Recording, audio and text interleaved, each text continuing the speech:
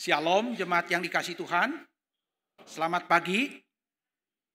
Pada pagi hari ini atau pada hari ini diberikan satu tema oleh Majelis GKIM Hosana kepada saya untuk dijadikan sebagai tema khotbah, yaitu adalah hawa nafsu dan kesucian, lust and chastity.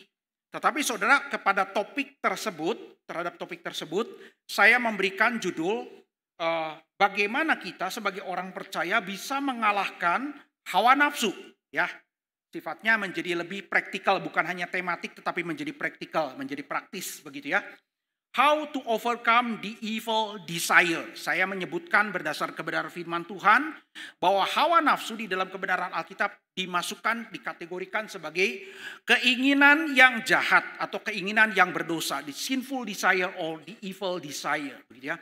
How to overcome the evil desire. Bagaimana kita sebagai orang Kristen bisa mengalahkan hawa nafsu. Untuk itu saudara, mari kita bersama-sama akan membuka satu kitab saja di dalam perjanjian baru, yaitu surat Yakobus, surat yang ditulis oleh Yakobus. Kita akan melihat dua bagian firman Tuhan, yaitu Yakobus pasal pertama, pasal ke-1 ayat 12 sampai dengan ayat ke-15. Yakobus pertama, Yakobus ke-1 ayat 12 sampai dengan ayat ke-15. Lalu setelah itu nanti dilanjutkan dengan pasal yang keempat dari kitab yang sama, ayat 1 sampai dengan ayat 10.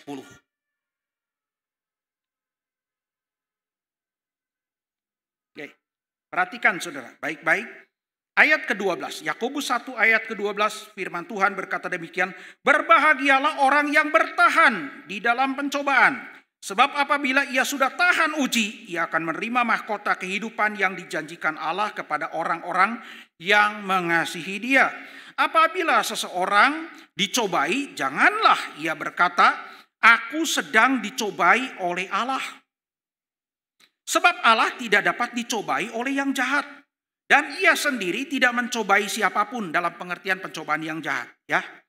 Namun tiap-tiap orang dicobai oleh keinginannya sendiri. Perhatikan kata keinginan muncul di situ.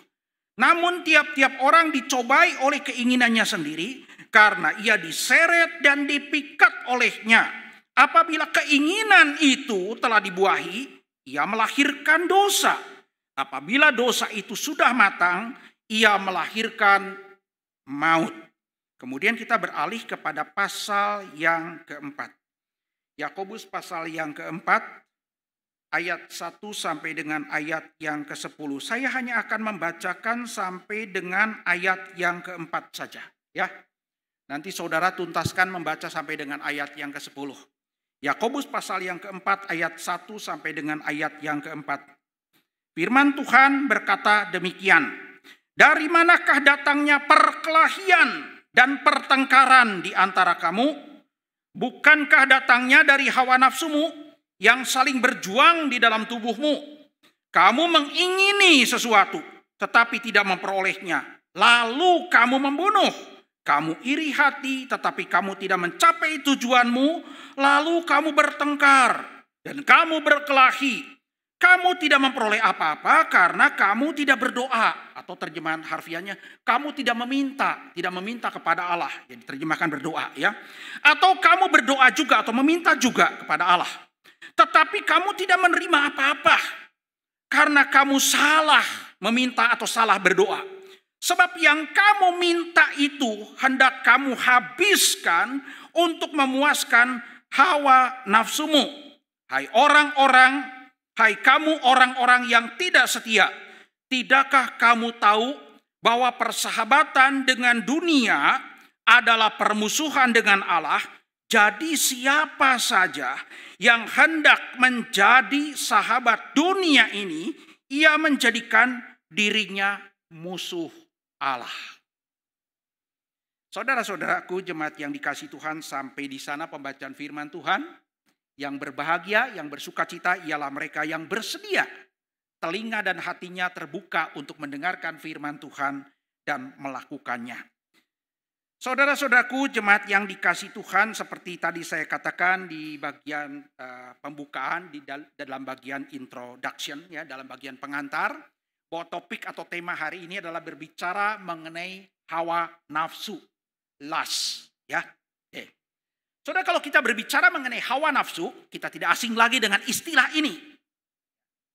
Hawa nafsu atau lust itu di dalam teologi Kristen, di dalam ajaran iman Kristen, di dalam ajaran firman Tuhan, seringkali dikategorikan dan disebut sebagai salah satu dosa dari 7 dosa pembawa maut. Salah satu dari 7 dosa maut yang mendatangkan kebinasaan, yang mendatangkan kehancuran pada diri orang yang dikuasai oleh dosa-dosa itu. Ada 7 dosa. Di dalam teologi Kristen disebutnya the 7 deadly sins. The 7 deadly sins. Dan salah satunya adalah hawa nafsu, saudara. Yang hari ini kita akan bahas.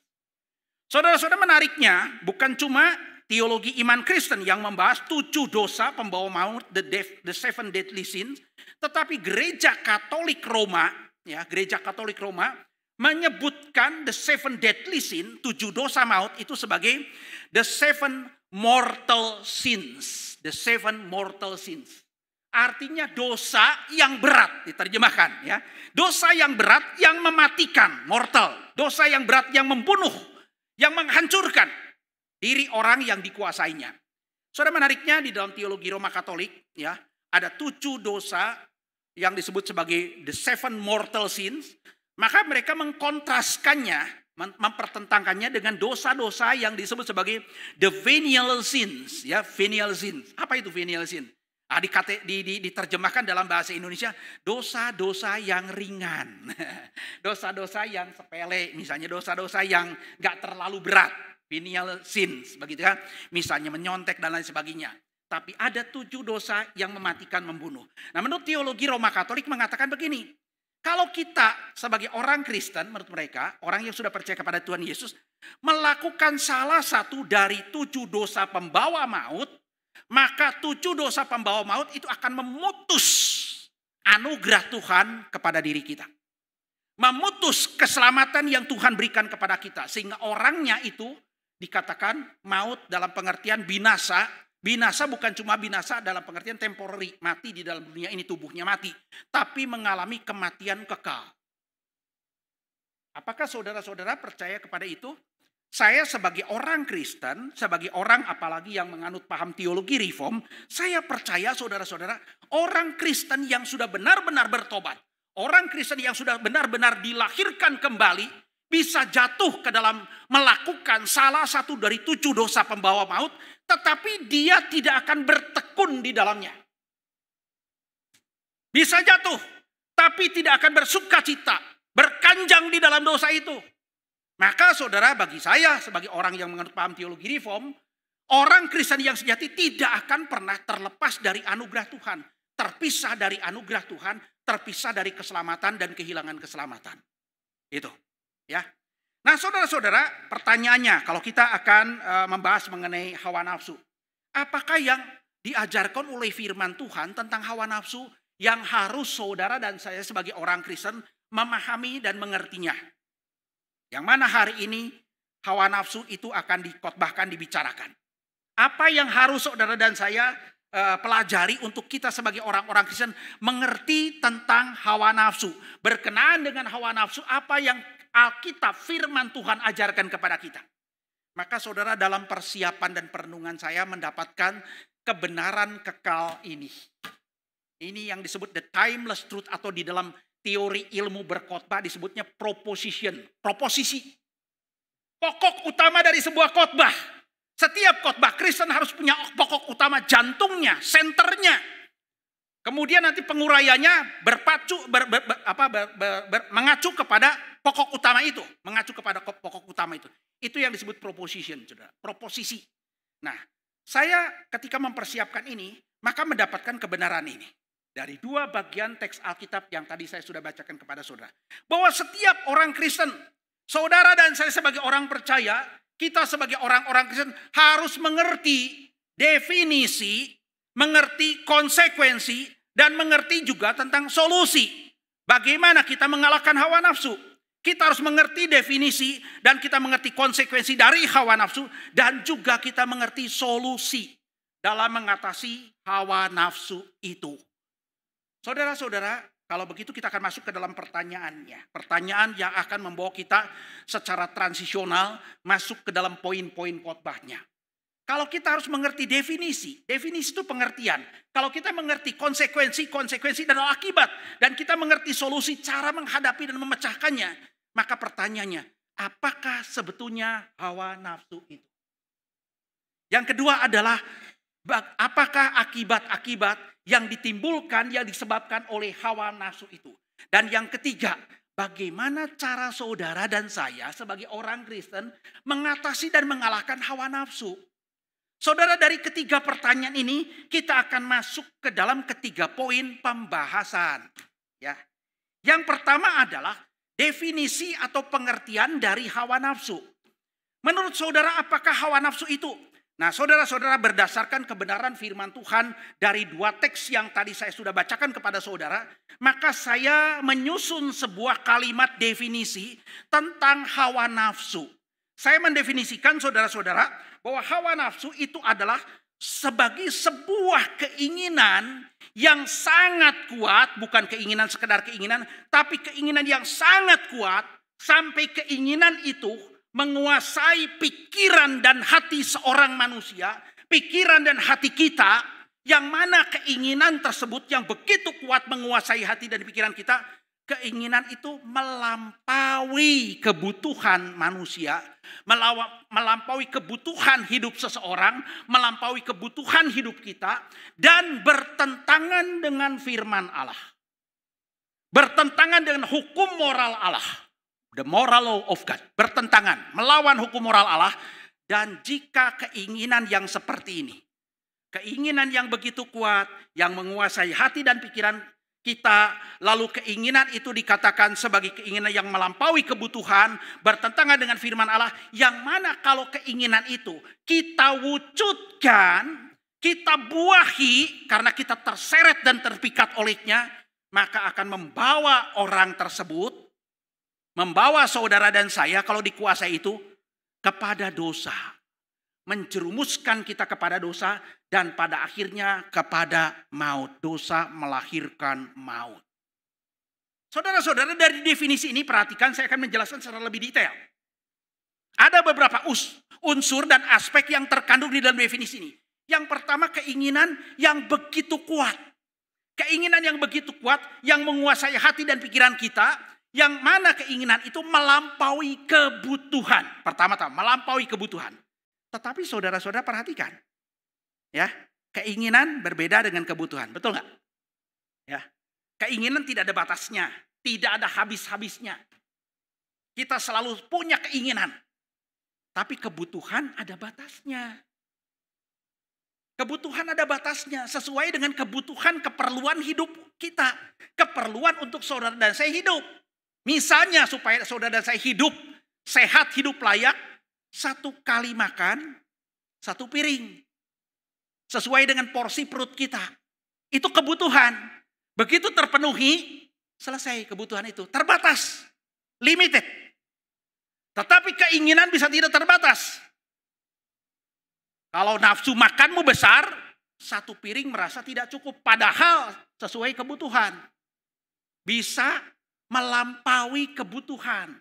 Tetapi saudara-saudara, belum tentu keinginan yang melampaui kebutuhan selalu merupakan hawa nafsu atau selalu merupakan dosa. Belum tentu. Kenapa? Misalnya contoh ya. Contohnya apa? Ya misalnya contohnya di dalam pelayanan gereja. Ya, ada biaya operasional gereja setiap bulan. Misalnya biaya operasional yang dibutuhkan untuk menjalankan pelayanan gereja satu bulan misalnya 100 juta rupiah. Kalau dapat 100 juta rupiah pas memenuhi kebutuhan sesuai kebutuhan. Tetapi misalnya pengurus gereja, hamba Tuhan, ya, kemudian para penatua, diaken, berdoa dan berkata berkeinginan kalau bisa mendapatkan persembahan melampaui kebutuhan.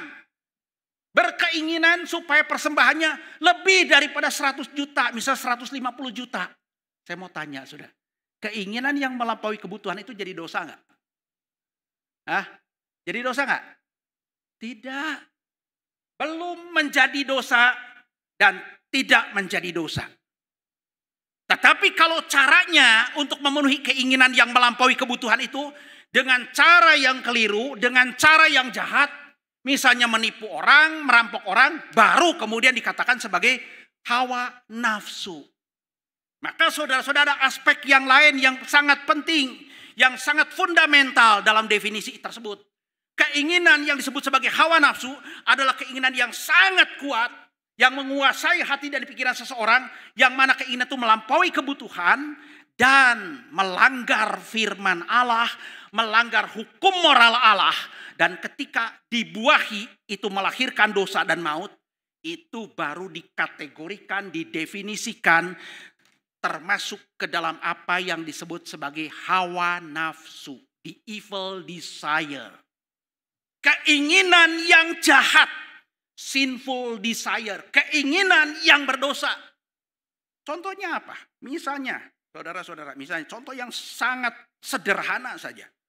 Bagi seorang laki-laki, bagi seorang perempuan, ketika membutuhkan teman hidup, dia membutuhkan berdasarkan kebutuhannya, satu orang laki-laki, kebutuhannya terpenuhi dengan satu orang perempuan. Betul nggak? Betul ya? Satu orang perempuan memenuhi kebutuhan satu orang laki-laki. Satu orang laki-laki memenuhi kebutuhan satu orang perempuan. Maka kita lihat saudara-saudara, dari sejak Allah mendesain pernikahan pertama, bagi seorang Adam laki-laki hanya diciptakan seorang Hawa, tidak 2-3 orang Hawa. Karena sesuai kebutuhan. Tapi kalau dikatakan kemudian muncul sebuah keinginan dari seorang laki-laki, sesuai kebutuhan satu orang perempuan, tapi sesuai keinginan, saya punya banyak uang, kekayaan berlimpah ruah. Saya ingin punya istri lebih dari satu. Apalagi istri orang. Menjadi pebinor, perebut bini orang. Begitu ya. Kemudian mencita-citakan istri si itu jadi istri saya. Istri dia jadi istri saya. Baru kemudian keinginannya bisa terpuaskan. Saudara-saudara, disitulah kita melihat itu definisi hawa nafsu. Keinginan yang begitu kuat, yang melampaui kebutuhan dan melanggar firman Tuhan, ketika diwujudkan menjadi dosa, itu definisi dari hawa nafsu. Jelas ya? Jelas nggak? Jelas ya. Itu poin pertama. Apa sih definisi dari hawa nafsu? Sebuah keinginan yang begitu kuat, yang menguasai hati dan pikiran seseorang, yang mana keinginan tersebut melampaui kebutuhan. Bertentangan dengan firman Allah, yang kalau kemudian diwujudkan, dilaksanakan, diikuti, dibuahi, akan membawa orang kepada dosa. Dosa yang mematikan, dosa maut, dan akan membawa orang kepada kebinasaan yang kekal. Itu definisinya. Kemudian pertanyaan yang kedua adalah apa? Apa sih bahayanya? Apa akibatnya? Apa konsekuensinya daripada hawa nafsu? Ya. Maka kemudian kita masuk kepada bagian yang kedua. Pembahasan bagian yang kedua. Langsung aja 3 ya. Oke. Konsekuensi atau akibat-akibat dari bahaya hawa nafsu. Yang pertama kita mempelajari definisi hawa nafsu. Yang kedua kita mempelajari konsekuensi dari hawa nafsu. Oke. Saudara-saudara, berdasarkan penelusuran penggalian dari firman Tuhan, 2 bagian yang tadi kita baca, paling sedikit ada 3 kategori, 3 akibat yang sangat berbahaya dalam kehidupan manusia dari hawa nafsu. Ya. Yang pertama saudara-saudara, berdasarkan Yakobus pasal 4 ayat 1 sampai dengan ayat yang ketiga kita melihat, hawa nafsu jika kemudian diikuti, jika kemudian diwujudkan, maka itu pertama-tama akan merusak diri kita sendiri. Merusak relasi, hubungan dengan diri kita sendiri, diri manusia sendiri. Diri manusia sendiri yang menjadi sasaran kerusakan dari hawa nafsu. Saudara, kenapa saya katakan relasi dengan diri sendiri? Karena setiap orang, setiap manusia tidak pernah berhenti berelasi. Tidak pernah berhenti berinteraksi, tidak pernah berhenti berkomunikasi atau berhubungan. Ketika seorang manusia sendirian, tidak berhubungan dengan siapa-siapa, dengan pasangan hidupnya dan lain sebagainya, lagi sendirian, lagi sorangan wae, begitu kan. Dia berinteraksi dengan dirinya, berbicara. Berbicara. Bahkan dalam tidur pun kadang-kadang kita berbicara dengan diri kita sendiri, bahkan bermimpi, betul nggak? Ya kan? Berinteraksi. Nah, saudara-saudara, interaksi, relasi yang pertama-tama dirusak oleh hawa nafsu adalah relasi dengan diri kita sendiri, dan itu adalah pada akhirnya merusak diri kita secara keseluruhan. Saudara-saudaraku yang dikasihi Tuhan, apa saja yang dirusak di dalam diri kita oleh hawa nafsu? Hawa nafsu merusak spiritualitas kerohanian kita dan merusak personalitas, kepribadian dan karakter kita dirusak oleh hawa nafsu, saudara-saudara. Spiritualitas, kerohanian dan karakter atau personalitas dirusak oleh hawa nafsu. Dan Alkitab menjelaskan itu. Dari mana kita tahu? Coba perhatikan. Yakobus mengatakan apa? Kamu mengingini sesuatu, tetapi kamu tidak memperolehnya karena kamu tidak berdoa. Lalu kamu berdoa pula, berdoa. Doa adalah bagian daripada spiritualitas yang Tuhan anugerahkan kepada kita. Berdoa. Doa adalah satu yang sangat fundamental dalam kehidupan Kristen kita, dalam spiritualitas kita. Berdoa, tapi pada waktu berdoa tidak mendapatkan apa-apa. Kenapa? Yang kamu doakan, hendak kamu pakai, yang kamu minta, hendak kamu inginkan untuk memuaskan hawa nafsumu. Saudara-saudaraku yang dikasihi Tuhan, di situ kita melihat bahkan untuk seorang yang dikuasai hawa nafsu, hal-hal yang mulia, doa, ibadah, pelayanan, persembahan yang merupakan bagian dari spiritualitas relasi yang Tuhan anugerahkan kepada kita, itu pun bisa dirusak. Orang yang dikatakan dikuasai hawa nafsu, waktu berdoa cuma minta untuk memuaskan hawa nafsu. Waktu melayani Tuhan hanya untuk memenuhi kebutuhan hawa nafsu. Waktu beribadah hanya untuk memenuhi kebutuhan hawa nafsu. Dan seterusnya dan seterusnya. Kenapa saudara? Hawa nafsu telah menyalahgunakan spiritualitas. Spiritualitas hanya dipakai sebagai alat untuk apa? Pemuas hawa nafsu, pemuas keinginan yang tidak terpenuhi tersebut. Beberapa minggu, sebetulnya bukan beberapa minggu ya, sudah beberapa tahun berlangsung. Cuma semakin hari semakin intens ke sini. Saya melihat di media sosial, YouTube, khususnya TikTok ya. TikTok sekarang bukan arena hanya untuk joget-joget, tapi ada kadang-kadang khotbah, lalu ada masalah hukum dan lain sebagainya di situ. Ya, disingkapkan, diungkapkan. Saudara, satu permasalahan yang dialami oleh para pendeta, beberapa pendeta besar di gereja modern. Yaitu apa saudara? Menyalahgunakan khotbah, menyalahgunakan persembahan persepuluhan. Sampai hari ini malam kemarin saya melihat masih ada. Jadi masalah hukum. Banyak pendeta khotbah tentang persepuluhan, khotbah tentang persembahan khusus, khotbah tentang persembahan sulung. Itu kan ajaran Alkitab, ajaran yang benar, ajaran yang mulia, ajaran yang mengungkapkan, menyingkapkan spiritualitas dalam relasi kita dengan Tuhan, disalahgunakan. Para pendeta mengumpulkan persepuluhan, mengumpulkan persembahan dari jemaat, memobilisasi, mendorong jemaat, hanya untuk apa? Memperkaya diri. Lalu ada seorang pengacara, memfoto, memvideokan rumah pendeta yang khotbahnya tentang terus persepuluhan jemaat didorong untuk memberikan persepuluhan. Memenuhi kantong dia, rumahnya mewah, istana, mobilnya harganya miliaran rupiah. Sementara jemaat banyak yang mengalami kesulitan finansial pada saat ini. Tapi didorong untuk terus memberikan persepuluhan. Ya dan seterusnya. Sekali lagi saya mengatakan bukan persepuluhannya yang salah. Bukan persepuluhan ya. Bukan perpuluhannya yang salah, itu ajaran Alkitab. Bukan persembahannya yang salah, itu mulia. Tetapi kita lihat saudara-saudara disalahgunakan untuk memperkaya diri. Memuaskan hawa nafsu. Hal-hal spiritual pun saudara dipakai untuk memuaskan hawa nafsu. Bukan cuma saudara pada waktu diri seseorang dikuasai hawa nafsu, spiritualitasnya dirusak. Tetapi apa saudara? Karakternya dirusak. Yakobus mengatakan apa? Engkau membenci, engkau iri hati, engkau kemudian marah, lalu bertengkar. Saudara, orang yang dikuasai oleh hawa nafsu, yang karakternya tadinya baik, maka ketika melihat orang lebih daripada dia, menjadi iri. Dari orang baik jadi pendengki. Setelah pendengki apa? Pembenci. Setelah pembenci apa saudara? Pemfitnah dan lain sebagainya. Pemarah. Karakternya rusak. Karakternya hancur lebur. Kenapa? Karena hawa nafsu. Jadi saudara-saudara ingat ya, kalau hari ini saudara sedang membiarkan hawa nafsu masuk ke dalam pikiran dan hatimu menguasai engkau demikian kuatnya, saudara-saudara hati-hati, engkau sedang dirusak. Pertama-tama adalah dirimu sendiri. Spiritualitasmu dirusak, lalu kemudian karaktermu dirusak oleh hawa nafsu.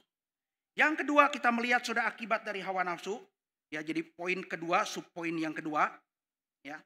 Merusak relasi atau hubungan dengan sesama manusia.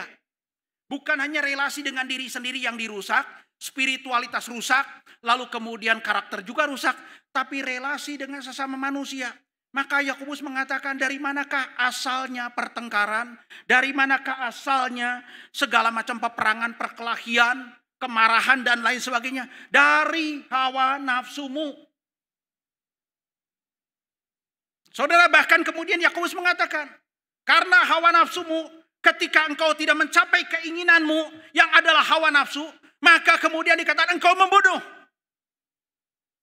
Membunuh. Apa maksudnya membunuh, saudara? Orang dikuasai hawa nafsu membunuh. Ya memang jarang orang Kristen betulan membunuh ya. Jarang. Tapi Yakobus mengatakan, engkau membunuh. Kepada jemaat Tuhan, engkau membunuh karena dikuasai hawa nafsu. Kata membunuh di sini saudara bisa dalam pengertian harfiah, pengertian langsung benar-benar membunuh, tapi juga dalam pengertian kiasan, indirectly, tidak langsung, dalam pengertian kiasan. Misalnya melakukan sesuatu yang menyebabkan dalam tanda kutip orang tidak hidup layak atau mematikan hidup orang. Contohnya apa saudara-saudara? Salah satu dosa yang berasal dari hawa nafsu. Yang menghancurkan ribuan bahkan jutaan hidup orang. Mematikan, membunuh hidup orang apa? Disebut sebagai salah satu capital crime, extraordinary crime. Korupsi. Di seluruh dunia saudara, yang namanya korupsi dilakukan oleh pejabat negara, pejabat pemerintah. Dari pusat sampai ke daerah disebut sebagai extraordinary crime. Kejahatan yang luar biasa. Kenapa sih disebut kejahatan yang luar biasa? Karena ujung-ujungnya mematikan hidup orang. Mematikan hidup banyak orang. Saudara, beberapa waktu yang lalu ketika masa kampanye presiden, pilpres, ya, ada 3 kandidat kan, tiga pasang kandidat. Nah, saudara, salah satunya adalah mantan Menko Polhukam. Saudara, dalam sebuah penjelasannya, nanti saudara hitung atau tanya ke dia kalau nggak setuju, ya, dia menyampaikan di banyak media. Menko Polhukam, mantan Menko Polhukam itu mengatakan begini, jika dalam satu sektor aja di Indonesia, sektor pertambangan, Indonesia kaya dengan pertambangan, saudara. Salah satu negara yang di dunia kaya sekali luar biasa dalam pertambangan. Jika korupsi bisa dicegah dari sektor pertambangan, kalau kemudian keuntungannya itu di-share ke masyarakat, dia hitung. 1 orang, bukan 1 kepala keluarga, 1 orang per bulan akan dapat uang dari keuntungan pertambangan bumi Indonesia ini 20 juta rupiah. Kecil atau besar? Besar saudara-saudara. Kalau saudara mengatakan kecil 20 juta rupiah, saudara dikuasai hawa nafsu. Besar.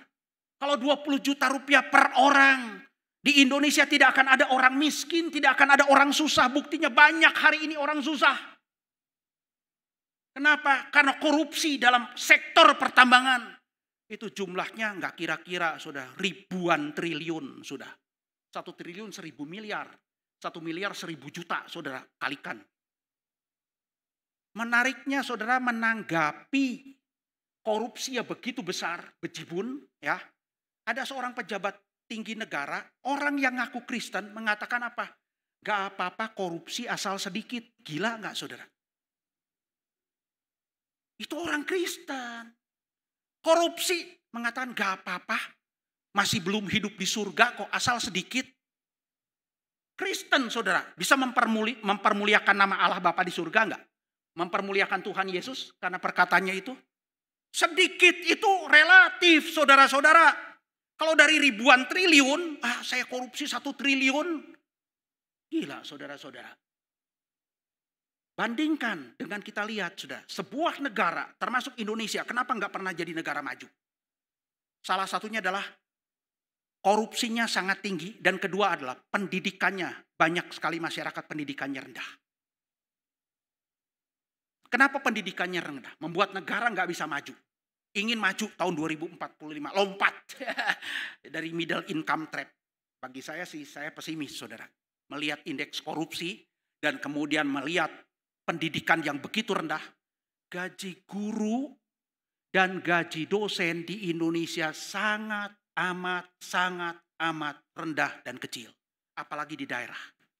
Padahal di negara-negara maju saudara-saudara, itu tenaga pendidik, ya, tenaga pengajar untuk mencerdaskan bangsa, itu gajinya paling tinggi.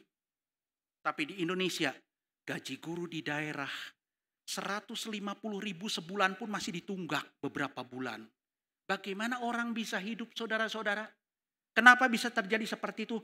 Karena ada sebagian orang, karena hawa nafsunya ketika menjabat punya kekuasaan, dia korupsi habis-habisan. Dengan korupsi itu saudara, menghabisi hidup banyak orang, membunuh banyak orang. Dia pakai hak asasi manusianya, human right-nya, HAM-nya, untuk merampas, menghilangkan hak asasi manusia yang lainnya. Saudara, di dalam Alkitab, ya, orang yang melakukan, memakai HAM-nya untuk menghilangkan HAM orang lain, hak asasi manusia orang lain, HAM-nya dia hilang. Di sini pejabat-pejabat saudara, menarik sekali ya, yang memakai HAM-nya untuk menyalahgunakan HAM-nya dibela saudara oleh para pengacara. Ya, melakukan itu tindakan kejahatan HAM, hak asasi manusia. Alkitab mengatakan kalau kita menyalahgunakan HAM, hilang. Kejadian pasal ke-6. Ya. Jadi saudara membunuh, kita lihat, merusak relasi dengan orang lain, bahkan membunuh orang lain untuk hidup, saudara. Ya. Yang ketiga kita melihat. Yang ketiga adalah ini yang paling fatal, merusak relasi seorang manusia dengan Tuhan, dengan Allah sendiri. Hawa nafsu saudara yang begitu menguasai seseorang. Keinginan yang sedemikian menguasai hati dan pikiran, yang mana keinginan itu melampaui kebutuhan, melanggar hukum Allah. Ketika kemudian dilaksanakan, sebetulnya sedang membuat seseorang punya identitas yang baru sebagai sahabat kejahatan menurut Yakobus. Dia sahabat dunia ini dan sahabat kejahatan. Waktu orang menstempel dirinya, menstigma dirinya, memposisikan dirinya menjadi sahabat bagi kejahatan, sinful desire, evil desire, ya, maka dirinya sedang memposisikan diri menjadi musuh daripada Allah. Saudaraku yang dikasihi Tuhan, oleh karena itu kita melihat kenapa Gereja Katolik Roma mengatakan bagi orang yang melakukan dosa yang disebut the 7 mortal sins, maka dosa itu akan memutus relasi dia dengan Allah. Saya percaya orang Kristen juga bisa. Sementara temporary, rusak persekutuan dengan Allah, waktu kemudian dikuasai hawa nafsu. Tapi dia kembali lagi sudah, tidak akan terus-menerus di dalam hawa nafsunya. Jika benar-benar orang Kristen, kalau orang yang mengatakan dirinya sebagai orang Kristen, korupsi tidak apa-apa, kemudian ikutan korupsi, terus-menerus berkanjang dalam korupsi, kemudian melakukan hawa nafsu, dan lain sebagainya memuaskan dirinya, maka itu hanya membuktikan dia belum lahir baru. Dia belum bertobat, dia belum diselamatkan. Alkitab mengatakan itu. Menjadikan dirinya musuh Allah. Mana sudah ada orang Kristen mau jadi musuh Allah? Orang Kristen diperdamaikan oleh Yesus Kristus melalui kematiannya dari tadinya musuh Allah menjadi apa saudara? Menjadi anak-anak Allah. Sekarang kemudian orang Kristen betah jadi musuh Allah? Tidak akan pernah betah saudara. Maka kalau orang yang betah menjadi musuh Allah itu bukan orang Kristen. Kalau begitu pertanyaannya ya yang ketiga. Poin ketiga besar. Setelah kita tahu definisi dari hawa nafsu, setelah kita mengerti tentang konsekuensi dari hawa nafsu, konsekuensinya ringan atau berat saudara? Berbahaya atau tidak? Bagi saudara, mungkin saudara berkata, enggak Pak, ringan-ringan aja, saya juga mau melakukan begitu. Saudara bukan orang Kristen. Maka kemudian kita masuk kepada poin yang ketiga. Yang ketiga adalah solusi. Solusi dalam menghadapi dan mengatasi hawa nafsu. Saudara-saudara, berdasarkan kebenaran firman Tuhan ya, yang tertulis di dalam seluruh Alkitab, tidak hanya di dalam 2 teks tadi, saya mendapati ada 3 cara di mana orang Kristen bisa mengatasi hawa nafsu, bisa mengalahkan hawa nafsu. Saudara, 3 ini adalah Tritunggal. Kenapa Tritunggal? Karena tidak dapat dipisahkan. Tidak dapat saudara kemudian hanya memilih salah satu saja. Saudara harus punya ketiga-tiganya. Baru bisa mengalahkan, baru bisa mengatasi hawa nafsu. Ada 3 hal. Yang pertama adalah solusi menghadapi hawa nafsu. Yaitu harus menerima Tuhan Yesus sebagai Tuhan dan Juru Selamat. Kata menerima ini dipakai di dalam Alkitab khususnya Injil Yohanes. Menggambarkan seorang yang tadinya di luar Kristus. Seorang yang tadinya tidak mengenali Yesus Kristus. Seorang yang tadinya di luar anugerah Tuhan. Seorang yang tadinya di luar keselamatan. Percaya kepada Tuhan Yesus. Terima dia sebagai Tuhan dan sebagai Juru Selamat. Maka itu disebut sebagai menerima Yesus Kristus. Mengapa saudara-saudara hanya orang yang terima Tuhan Yesus yang bisa mengalahkan hawa nafsu? Mengapa? Karena hawa nafsu sama seperti dosa-dosa yang lain itu bagian dari sifat dosa yang menjadi penguasa dalam hidup kita sebelumnya. Sebelum kita bertobat tadinya itu berkuasa saudara, menguasai kita. Kita tidak akan pernah bisa lepas dari cengkraman dosa yang disebut sinful nature. Kita tidak bisa mengalahkan dia. Karena kita adalah hambanya. Hanya jika kita terima Tuhan Yesus. Maka kemudian karya Yesus melalui pengorbanannya. Melepaskan kita dari kuasa dosa termasuk kuasa hawa nafsu. Dengan kekuatan diri kita sendiri tidak akan bisa mampu saudara. Mengalahkan hawa nafsu. Gak bisa. Kepada orang-orang Yahudi yang berinteraksi, yang berdebat dengan dia. Di dalam Injil Yohanes pasal yang ke-8. Tuhan Yesus mengatakan satu hal. Ketika orang-orang Yahudi mengatakan, kami tidak pernah menjadi hamba siapapun. Ya, kami tidak pernah menjadi hamba siapapun. Kami orang merdeka. Tuhan Yesus berkata kepada orang Yahudi yang membenci dia dan berusaha terus-menerus untuk membunuh dia. Barang siapa melakukan dosa terus-menerus, dia adalah hamba dosa. The slave of sin. Hamba dosa. Tapi tidak sampai di sana. Dalam Yohanes pasal yang ke-8 ayat yang ke-36 Tuhan Yesus berkata apa? Jika anak itu, anak Allah menuju kepada dirinya. Membebaskan kamu. Karena kamu terima. Maka kamu benar-benar merdeka. Jadi orang merdeka dari kuasa dosa. Hanya melalui kuasa daripada karya penebusan Yesus Kristus melepaskan kita.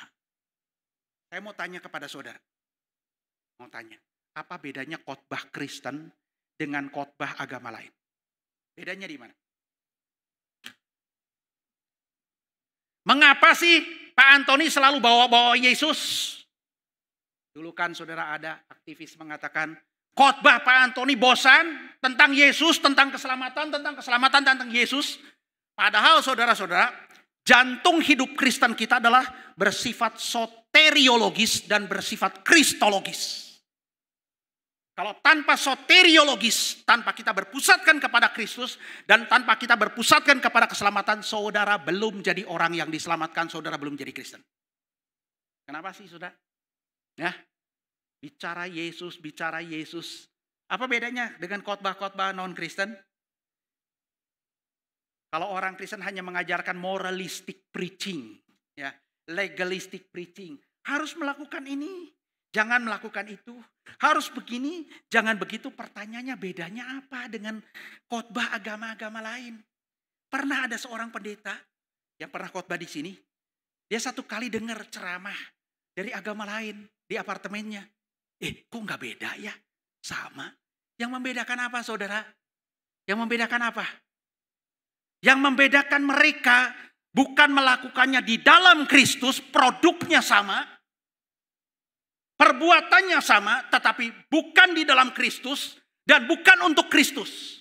Not in Christ, nor for the sake of Christ. Itu yang membedakan. Saudara, beberapa hari terakhir ini saya membaca satu buku, ya. Buku sebetulnya buku itu saya punya. Ya. Buku itu ditulis oleh seorang bernama J. Edwards Adams, J.E. Adams, yang sudah meninggal dunia dalam usia 91 tahun 2020 yang silam, saudara. Dia seorang profesor teologi di Amerika yang menjadi salah satu pengajar di seminari terbaik di Amerika, Westminster Theological Seminary. Selama berpuluh-puluh tahun dia menghasilkan 100 buku lebih. Salah satu bukunya saya punya, saudara. Judulnya apa? Preaching with Purpose. Berkhotbah dengan tujuan. Saudara, dia menjelaskan perbedaan khotbah Kristen dengan khotbah non-Kristen, sekalipun itu dikhotbahkan di gereja, sebetulnya beda. Bedanya apa, saudara? Khotbah Kristen selalu apa? Bersifat evangelical. Bersifat evangelical maksudnya apa? Kata evangelical diterjemahkan sebagai injili. Ya betul? Bersifat sesuai dengan Injil.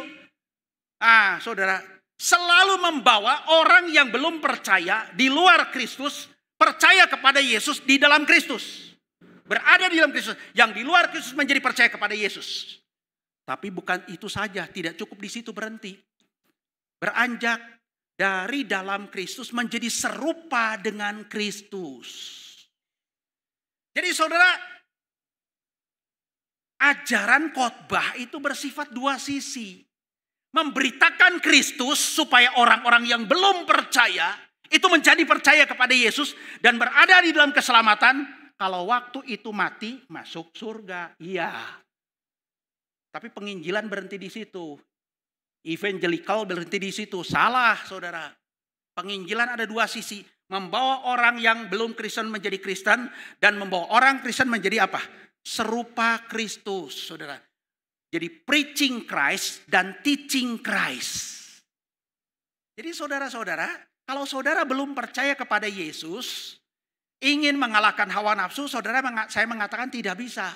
Saudara harus terima Tuhan Yesus. Saudara harus percaya kepada Tuhan Yesus. Berada di dalam Kristus.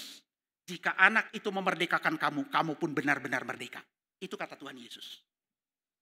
Tetapi tidak cukup sampai di sana. Setelah kita menjadi Kristen, bagaimana caranya supaya kita tidak dikuasai oleh hawa nafsu? Bertumbuh semakin hari, bertumbuh growing setiap hari, menjadi semakin serupa dengan Yesus Kristus. Kita belajar dari hidup Yesus, bagaimana mengendalikan keinginannya. Bagaimana di Taman Getsemani dia bergumul dengan keinginannya. Untuk tidak ingin minum cawan penderitaan yang Tuhan berikan kepadanya. Tapi kemudian dia menyerahkan keinginannya kepada Allah Bapanya. Kita bisa belajar mengatasi keinginan, mengatasi hawa nafsu. Yang kedua adalah apa, saudara? Bagaimana cara kita mengatasi hawa nafsu? Menjadi orang Kristen, di mana orang Kristen itu harus menguasai dan dikuasai oleh firman Tuhan. Menguasai firman Tuhan. Bagaimana menguasai firman Tuhan? Apa artinya menguasai firman Tuhan? Menguasai firman Tuhan artinya membaca firman Tuhan. Setelah membaca, mempelajarinya. Belajar di STUJK kalau perlu. Belajar di PA, ya kan? Belajar di kebaktian, dengar khotbah baik-baik, jangan tidur. Mempelajari, membaca firman Tuhan, mempelajarinya sampai ngerti. Lalu setelah itu dihafal. Memorizing, hafal firman Tuhan. Tapi baru tahap pertama, menguasai firman Tuhan. Sampai firman Tuhan masuk dan berada di dalam pikiranmu, di dalam otakmu. Bukan di luar kepala, di dalam kepala. Salah kalau di luar kepala. Di dalam kepala. Tapi cukupkah tidak di situ? Tidak. Firman Tuhan dibiarkan saudara. Yang sudah kita kuasai dibiarkan akhirnya ganti balik menguasai hidup kita. Menguasai hati kita. Menguasai perilaku kita. Menguasai tindak tanduk dan kemudian seluruh tindakan perbuatan kita dikuasai oleh firman Tuhan. Mengapa demikian saudara-saudara? Kan temanya berbicara tentang apa? Temanya hawa nafsu dan kesucian. Lust and chastity. Bagaimana caranya kita menjadi serupa dengan Kristus? Waktu kita semakin hari semakin serupa dengan Kristus, kita itu semakin growing in holiness. Itu teologi Kristen. Bertumbuh dalam kekudusan, bertumbuh dalam kesucian. Caranya bagaimana saudara? Tuhan anugerahkan kepada kita apa yang disebut sebagai the primary means of grace. Anugerah utama dalam membawa kita kepada kekudusan, yaitu firman Tuhan. Tuhan Yesus berkata kepada murid-muridnya dalam Yohanes pasal 15 ayat yang ketiga, kamu sudah bersih. Kenapa sudah bersih? Dengan apa Tuhan Yesus membersihkan murid-muridnya? Karena kamu sudah bersih dengan firman-Ku. Firman Tuhan Yesus berkuasa membersihkan hidup kita. Itu adalah sarana anugerah yang paling ampuh. Tetapi yang ketiga, saudara-saudara. Yang ketiga, bukan hanya menguasai dan dikuasai firman Tuhan. Tetapi orang Kristen jika ingin mengalahkan hawa nafsu, hidup dalam kekudusan dan semakin bertumbuh dalam kekudusan, maka yang ketiga harus memberikan diri untuk dikuasai oleh Roh Kudus. Harus memberikan diri untuk dipenuhi Roh Kudus. Apa maksudnya penuh dengan Roh Kudus? Gereja-gereja saudara yang beraliran Pentakostal, khususnya Pentakostal yang dikatakan New Pentecostalism, ya karismatik begitu. Dulu ya sekarang sudah agak berubah, sudah banyak yang berubah. Saya harus memuji saudara. Ya. Dulu mengatakan tanda dari seorang dikuasai Roh Kudus adalah apa? Bisa berbahasa roh dalam kebaktian. Lalu begitu. Apa begitu? Bukan saudara-saudara. Terlihat dari Galatia pasal kelima. Orang yang dikuasai, memberi diri dikuasai oleh Roh Kudus, memberi diri dipimpin oleh Roh Kudus, tidak akan hidup dalam perbuatan-perbuatan daging. Karakter Kristusnya muncul. Buah roh. Kasih, sukacita, damai, sejahtera, dan seterusnya. Saudara, penguasaan diri. Muncul di situ. Memberikan diri dikuasai oleh Roh Kudus. Jadi di sini kita lihat saudara. Kalau firman Tuhan adalah sarana utama untuk membersihkan hidup kita. Roh Kudus adalah agen utama untuk membersihkan hidup kita. Roh Kudus itu dalam tanda kutip ya. Dalam arti yang positif. Seperti cleaning service-nya hidup kita. The greatest cleaning service of our life. Itu Roh Kudus. Sarananya firman Tuhan. Roh Kudus yang membersihkan. Maka Roh Kudus disebut Roh Kudus. Karena memang dirinya, karakternya kudus. Dan pekerjaannya menguduskan orang percaya. Maka disebut Roh Kudus. Jadi Roh Kudus saudara, ketika orang percaya menyerahkan dirinya untuk dipimpin oleh Roh Kudus, maka kemudian dia akan kemudian membersihkan hidup kita yang dikuasainya. Kalau kita memberikan diri. Sarananya adalah firman Tuhan. Jika saudara tidak menguasai, tidak dikuasai oleh firman Tuhan, maka Roh Kudus tidak dapat semakin menguduskan saudara, tidak akan semakin menyucikan saudara. Kenapa? Coba aja saudara panggil cleaning service yang hebat. Jangan kasih perlengkapan. Jangan kasih peralatan. Jangan kasih berbagai macam sarana untuk membersihkan. Dia suruh bersihkan dengan tangannya. Bisa nggak? Sarana utama yang dipakai oleh Roh Kudus sebagai agen utama membersihkan hidup saudara, menguduskan hidup saudara adalah firman Tuhan. Kalau orang Kristen baca Alkitab malas, belajar apalagi, menghafal tidak pernah sama sekali, bagaimana Roh Kudus semakin menguduskan saudara? Tidak mungkin. Saya ingat saudara beberapa tahun yang lampau, sudah lama sekali, saya khotbah di satu gereja. Khotbah di satu gereja, ini ilustrasi terakhir ya. Khotbah di satu gereja, waktu khotbah saudara, mimbarnya itu agak atas. Ya. Saya melihat di depan itu ada seorang anak pemuda, perempuan, celinguk. Dari ajak buka Alkitab, dia nggak bawa Alkitab, begini aja. Setelah selesai ibadah, kemudian pengurus ketika salaman, pengurus berkata kepada saya, pengurus gereja, Pak Antoni ada yang mau konsultasi, mau konseling. Oh iya, ternyata saudara anak muda itu Ketika kemudian saya ajak duduk, ya konseling, ada masalah apa? Dia berkata, Pak, bagaimana tahu caranya? Kita mengetahui kehendak Tuhan tentang teman hidup kita. Wah, dia mau cari tahu tentang kehendak Tuhan. Dia berkeinginan tahu kehendak Tuhan. Bagus nggak, saudara? Bagus. Orang Kristen harus mencari tahu kehendak Tuhan. Oke, kalau ingin tahu kehendak Tuhan, tentang siapakah yang harus menjadi teman hidupmu, prinsip-prinsip apakah yang harus diketahui, mari kita buka Alkitab. Saya ajak buka firman Tuhan. Dia ingin tahu tentang kehendak Tuhan, saya ajak buka firman Tuhan. Dia berkata, jangan buka Alkitab, Pak, saya tidak tertarik. Saya ingin langsung dengar dari bisikan, dari suara Roh Kudus tentang calon teman hidup saya. Saudara bisa dibimbing nggak orang seperti itu? Menolak belajar firman Tuhan. Saudara yang hari ini menolak belajar firman Tuhan mirip dengan dia. Ya, menolak belajar firman Tuhan. Tidak mengindahkan firman Tuhan mirip dengan dia. Saya tidak bisa lanjutkan konseling itu. Tidak bisa membimbing. Dengan apa seorang pendeta membimbing jemaat? Hanya motivasi saja begitu? Tidak, dengan firman Tuhan. Saya berkata kalau engkau menolak firman Tuhan, maka bukan hanya saya tidak bisa membimbingmu. Roh Kudus pun tidak akan bisa membimbing. Roh Kudus bekerja, menguduskan, memimpin seorang Kristen. Dengan firman Tuhan, di dalam firman Tuhan, kepada ketaatan firman Tuhan. Supaya kita menjadi serupa dengan Kristus setiap hari. Saudara-saudara, di akhir khotbah saya, hari ini kita belajar tentang hawa nafsu. Dan kemudian aplikasinya adalah bagaimana kita mengatasi hawa nafsu dan semakin bertumbuh dalam kesucian diri.